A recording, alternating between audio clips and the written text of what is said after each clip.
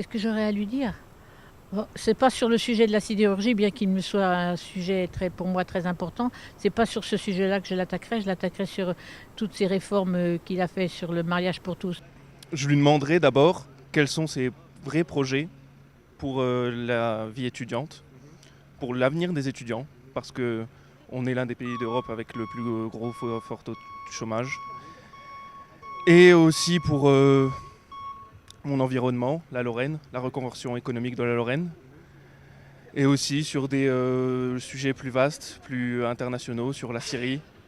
Pourquoi on veut s'engager en Syrie? Je lui dirais qu'il n'aurait jamais dû promettre que les choses auraient pu être solutionnées parce que je pense qu'il le savait déjà.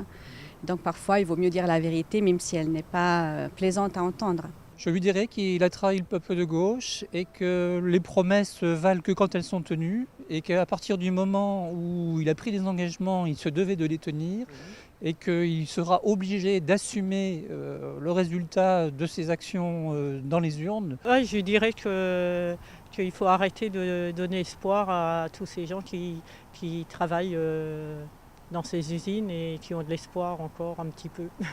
Ben, sans vouloir voilà, je dirais qu'il se bouge un peu plus, quoi, parce qu'on a perdu énormément d'emplois et c'est pas maintenant qu'il faut réagir, il aurait dû falloir réagir avant, quoi. Enfin, c'était un minimum, je trouve. Ben, je voudrais lui dire justement quel est l'avenir de la Lorraine et quelle est la place de la sidérurgie et de l'industrie en Lorraine, quoi. Je lui dirais d'une manière polie, donc je lui dirais, Monsieur le Président, vous avez trompé les Français.